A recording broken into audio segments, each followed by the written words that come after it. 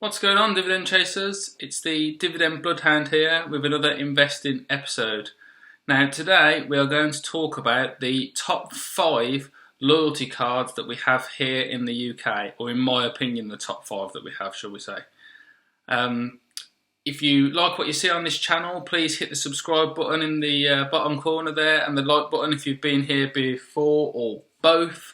Let's get the YouTube algorithm working really well here, and let's get this investing message spread to as many people as possible so we can help as many people as possible.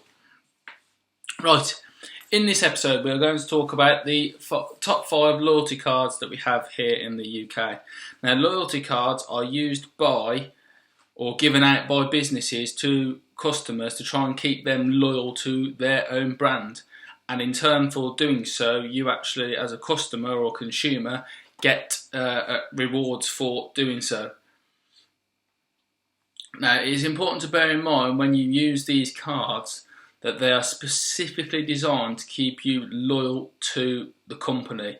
So you're there really for the company's benefit, to keep you as a loyal customer, not really to give you free stuff. Although if you use them wisely, you can get the benefits out of using them, and not get financially seen off basically for using them. It's important not to use them for the sake of using them. Use them when you've actually genuinely got something to buy, or you genuinely want to have whatever the product is that they're offering. Don't just specifically go to a shop or to a retailer to use the loyalty card, because if that's what you're doing, you're just going to waste your money and you're going to get ripped off. In my example here, I will just say I heavily use the Nectar card. That is my favourite number 1 loyalty card, for a whole multitude of reasons that I'll go into later. But essentially you can stack the money on it. I earned up to £450 on my Nectar card at one stage that was there, so you can stack it and you can keep it for as long as you like.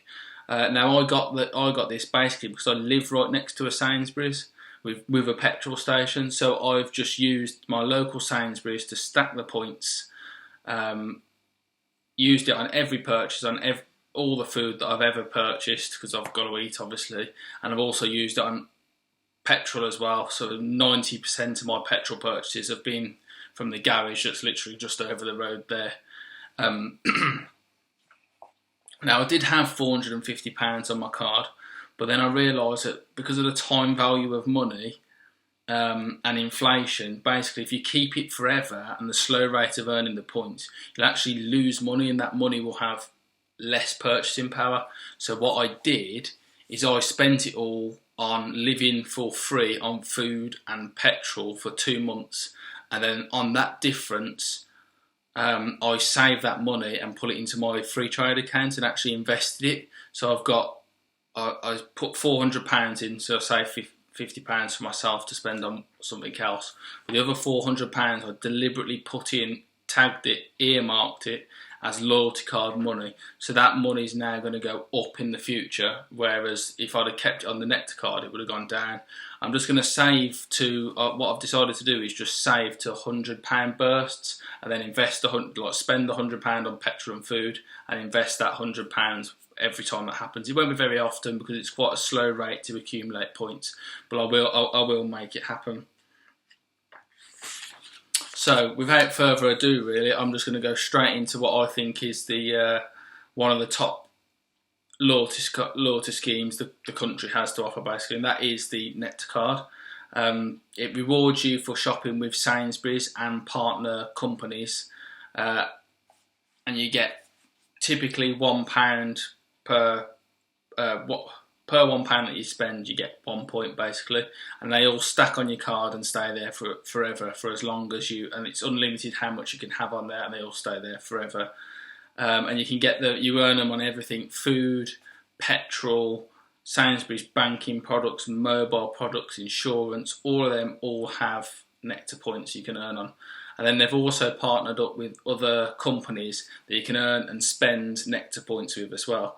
So these companies are eBay, Argos, Esso Petrol, Expedia, and a simple Google search will reveal many, many more. You would be surprised at how many you can get. The reason I accumulated so many points so quickly within only a couple of year period is Sainsbury's offers double up points offers. They offer coupons, so if you buy a steak, you get 50 extra points if you buy that steak, that sort of thing. And they're trying to gear you towards buying things that you wouldn't normally buy. But then they started like aiming at things that you do normally buy, so they're just rewarding you for something that you've already purchased in the past. So, which I typically do. I mean, most of us, we're humans, aren't we, at the end of the day? We're creatures of habit. So when we go to the shop, we typically buy the same sorts of things. I mean, I've started receiving points now on just buying milk, bread, butter, cheese. Like, that's just the basic, bog standard staples of going shopping. I mean, why would you not take the £50 worth of points that you can't that you'll get on that? So yeah, 500 points are worth £2.50. So every point that you earn is worth 0.5p. And then closer towards Christmas, Sainsbury's offer a double up scheme. So if you've got £20 worth of points on your card, you can print a specific voucher that means that voucher's then worth £40 in store, which I thought was really quite good, so you can pay for your Christmas shopping or something like that. And then regularly do extra things, as I've already mentioned, to encourage you to obviously spend with them, but get a good reward out of it. Now, I earned a lot of points out of a 10 times points on petrol voucher. So every litre of petrol that you bought, you got 10 points for. I've got quite a thirsty car. I've got a 3 litre diesel car. So obviously I get through quite a lot of diesel. So I was raking in the points every time I went there. I was walking away with a full tank of gas is 70 litres or so. So I was walking away with 700 points every time I went there. It was insane. They haven't ran that one in a while, I think. I hope that's not down to just me clearing in the points. Yeah, as I previously mentioned, you can hold the points forever, you can stack them, you can become a Nectar point millionaire if you really want to. And a little bit of research that I did actually suggested that there are about 20,000 Nectar point millionaires out there. That means you've got £5,000 worth of points. For 1 million Nectar points, you've got £5,000 on your Nectar card to spend. That's an insane amount of money just to have on a plastic card that most people would think would be valueless. But hey ho, there you go. I decided to spend mine and invest mine, and that's my policy. And I think if I had £5,000 on it, I'd rather live for free for ages and get that money in the stock exchanges, especially at the moment in this bear market. You could really get a solid return on investments with that one. Right, and moving on. The next one is another big supermarket chain, the Tesco Club Card. It kind of works exactly the same as the Nectar card, with regards to it just working at Tesco's instead, but they have slightly fewer partner companies that you can earn points with. They've got companies that you can spend a lot of points with, but you mainly earn them just from spending it at Tesco only. So the same sorts of things: food, mobile companies, banking services, petrol, all the same alike. And you get £1 per point that you spend, unless you have a Tesco's bank account, in which case you get 2 points. So that's a good way to double up your earnings there. So you can spend these points at partner companies, but you can't earn points there. And these companies are like the local zoos, cinema, Cineworld, RAC, holiday companies, Royal Caribbean is one that I saw, and many restaurants, too many to name. And the points are worth exactly the same as the Nectar card. It's a little bit like they've literally matched it exactly the same. And it's... Oh, sorry, no, I'm wrong there. So your points when you're at Tesco's are worth 1p every time. So instead of Nectar, which is if you had 500 points with Tesco, you would have £5, whereas with Nectar, if you had 500 points, you'd only have £2.50. So each point that you get is worth 1p. However, your points are a bit harder to stack, I'm led to believe. Tesco's tend to try and get them to give you them in voucher form all the time and really encouraging you into using them, which is obviously not really what you want to do if you're really trying hard to save them.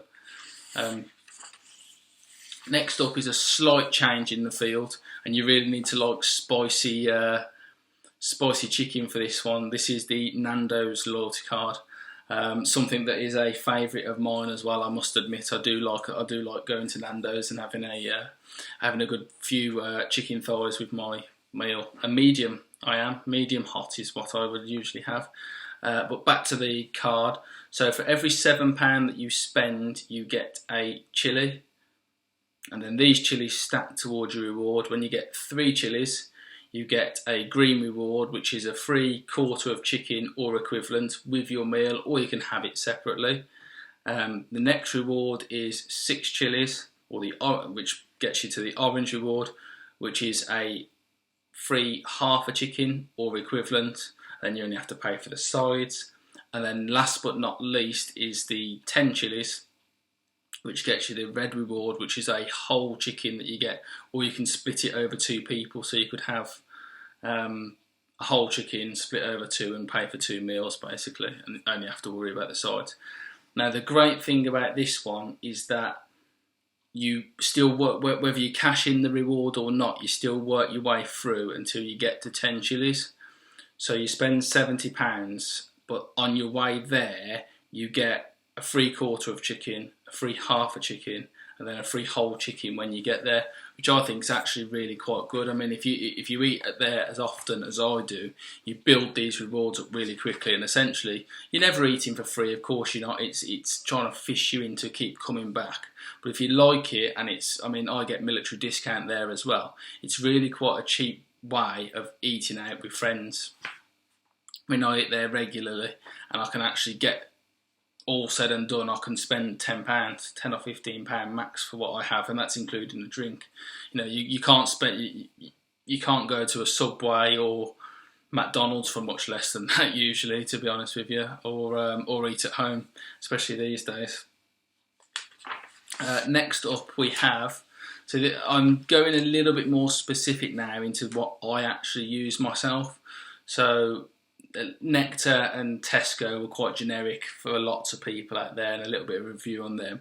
Nandos is a little bit specific to me, and then this next one, Costa, is quite specific to me as well. I'm a big coffee person. I'm literally almost addicted to the stuff. I'm trying to cut down really because it's premium coffee. It's expensive, and you're losing out on investing that money. But I do really enjoy it. So yeah, if you really love coffee, this is the one for you.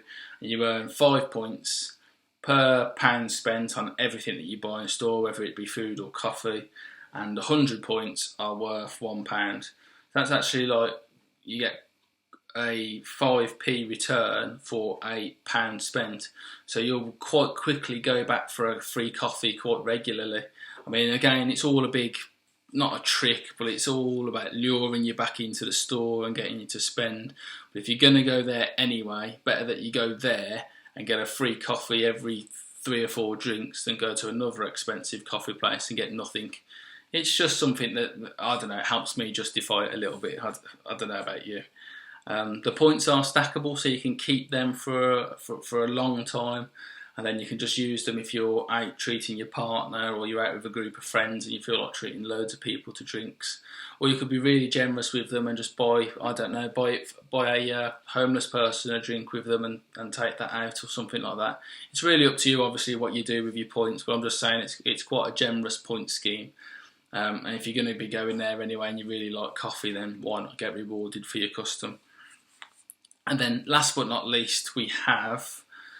it is Boots.